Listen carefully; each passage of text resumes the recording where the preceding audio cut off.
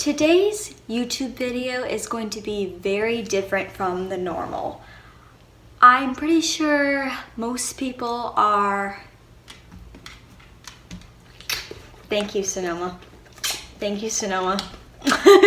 Know that I have a service dog named Sonoma, and he comes with me for the few hours I work. I thought it would be interesting since I don't show gymnastics things on here because I have to make sure that it's okay with the gymnasts. But on Instagram, if you follow me at Chronically Cassidy, one word, just like here, you can see a little bit of some gymnastics on there. I'll refer to one of the routines on there in this video about how I choreograph a gymnastics routine and like, how do you do it? There's a lot that goes into it. Level, there are all different levels of gymnastics. There's level 1 through 10. That's called JO, Junior Olympic Gymnastics. Then there's past level 10, but we're not going there into like Olympics and stuff. Then there's a whole program called Excel, which goes from bronze all the way up to diamond. And they're kind of similar to JO, Junior Olympic, but some different changes in the code, and it gets a little complicated. For the most part, they all get their own floor routine. If they're in the bronze or the silver, my mom and I together pick out music. She's not tech savvy, so I'm the one who's finding the music, and then we just agree on it. And we choreograph compulsory routines, so that means all the bronze level gymnasts are doing the same one, and all the silver, which is one step higher, do the same one. And once they get to the gold level in the Excel program, all the girls get their own routine with their own music, and it is 1 minute in length. So you have to keep length into consideration, because if you don't follow that, you're going to get deducted. There are things that are needed in every floor routine. You need a full turn. You need a leap. Sometimes you need a switch leap. It depends what level, but you definitely need a regular leap. You need jumps. Straight jumps don't count. So you need like a split jump, a tuck full, all kinds, it doesn't matter, straddle jump. You need jumps. You need 2 tumbling passes for Excel. Some of our Excel gymnasts do 3 tumbling passes. Some of them do not. As they get older into the program, they do more passes, and they have longer music because they are just better and they've been doing it for a longer time. We keep the personality of the gymnast. That's the first thing I think of, is who is this child that I'm working with? What is their personality? If they're very reserved, you can't put on this banging 50s music and think they're gonna shake it out, which we have kids that will do that too. And it's great, but you have to find the music that fits the kid. So that's really important. I got permission on my Instagram to post a state meet first place winner, which was the first gymnastics routine that I fully choreographed into the music to, was Annie. The girl's name was not Annie, it was like the Broadway show Annie. And I picked that music out for that child because I thought she had the personality, I thought she had the dynamics, and she has red hair, and I thought it would be adorable, and it's great for her age. Being just like getting into middle school, and it was great. And that routine was a hit and got a lot of compliments from the judges. I also did a routine this year that is Hairspray Welcome to the 60s, and I also choreographed a routine to Bare Necessities, and my mom and I choreographed all the rest together. But those are the 3 major ones that I did myself this summer for the upcoming season, which starts in January. We always want to highlight the best things of the gymnast. If the gymnast is extremely flexible, we want to put in right split, a left split. We have a girl that has 3 beautiful splits. They are in her routine all over the place because they're gorgeous.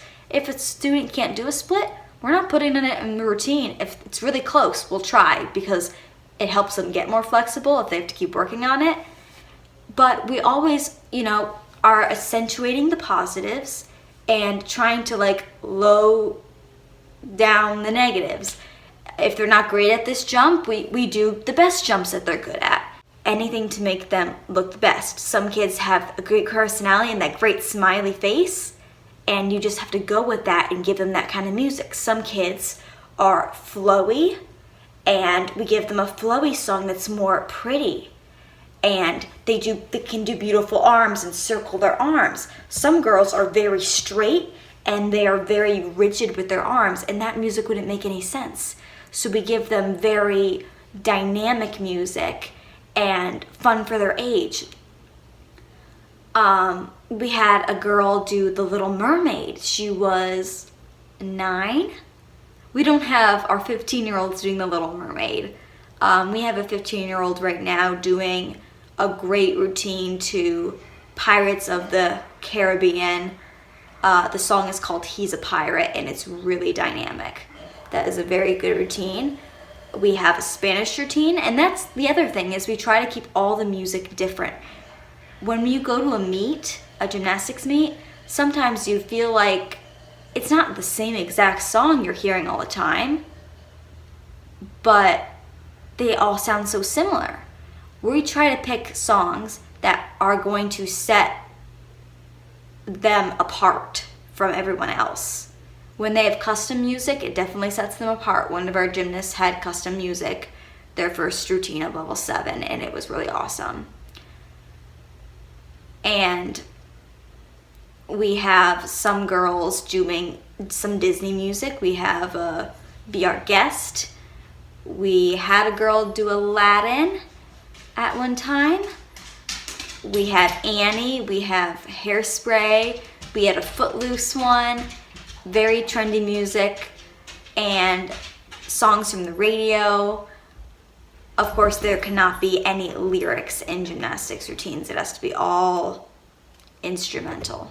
We come up with combinations of things for them to do, and we see what sticks. And sometimes our original plan doesn't work and it ends up being something else, and that's okay. Also, something that's interesting about choreographing routine is I rarely start from the beginning. I count out however much music. There's a certain amount. It depends on each song. Some songs have a really quick beginning. Some have longer beginnings, up to like 16 counts. And then it builds up to the tumbling pass where you know it's supposed to be tumbling. And sometimes it hits me and I do the beginning right away. And sometimes I have no idea what to do for the beginning, but I know that there's the pass, and then I choreograph after that, and then I do the beginning last. So that is something that order doesn't really matter at that time. It eventually all goes together. And then we also keep in mind the girls' own opinion, that we always let them have a moment to talk to us and say, hey, like, this is your first routine or your second routine or your third routine. I don't think it's anyone's third routine right now. Girls' second routines. Is there something you would love to keep from your last routine that you're so good at, or we recommend that you keep that because it's really good? Or is there something that you're dying for in this routine? Like, I saw this on TV, I saw this in the Olympics at Rio, someone did that at the meet I saw, my friend did that in her routine last year that you want to do. And we will try our best to work with kids and do that. One girl wanted an aerial. That's the only thing she wanted in her routine, was an aerial. She got the aerial in her routine because she was a beautiful aerial. Another girl wanted to do a cool handstand thing, and we tried a bunch of cool handstand things, and then she was like, you know what, these are too hard, these are not working out, let's try something else. So we dropped that and we did something else. And we always think it's important, my mom and I, to let them be a part of the process. We help guide them into the music that is going to fit them and make them succeed. we give them choreography and leaps and jumps that are going to help them succeed the best. Switch leaps are harder than regular leaps. You always start with regular leaps first. And then when the girls can do switch leaps, we start putting them in. And we keep training them so when we can put them in the routine. And each year, the girls don't get a new routine. They get them every 2 years because the first year they're just learning the choreography. They're learning the song, when it ends, how it starts, how it goes. They have tumbling that they might have done before.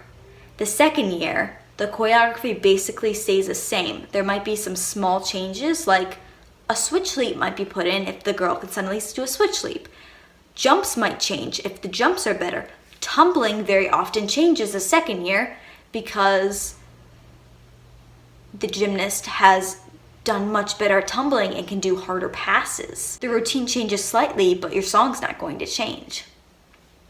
And then after that, it completely changes, and we make sure that it sticks to the personality, the age, what the child is good at, because they all excel at something different. Some kids are super clean and sharp. Some kids are flowy, some are flexible, some are not flexible. Some are power tumblers.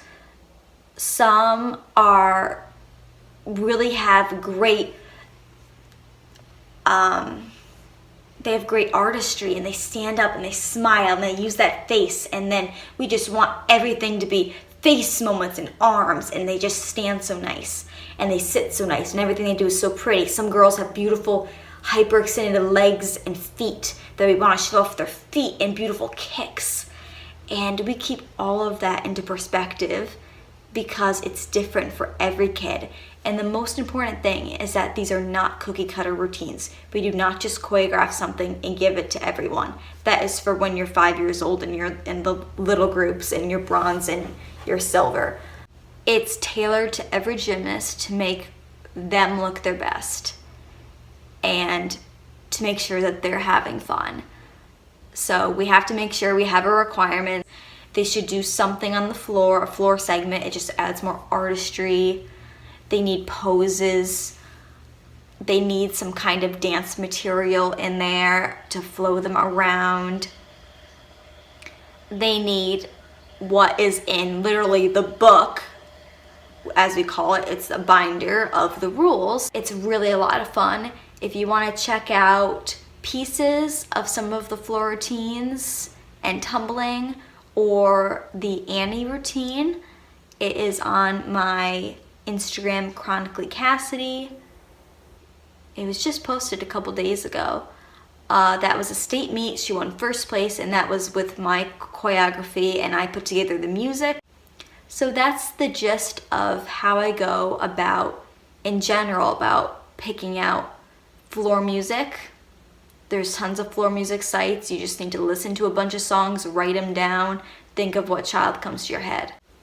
Keep working on things with the kids, and eventually a match just happens, and we go from there, and we just start working things, and it all comes around to be a full routine before the summer is over and before the season starts.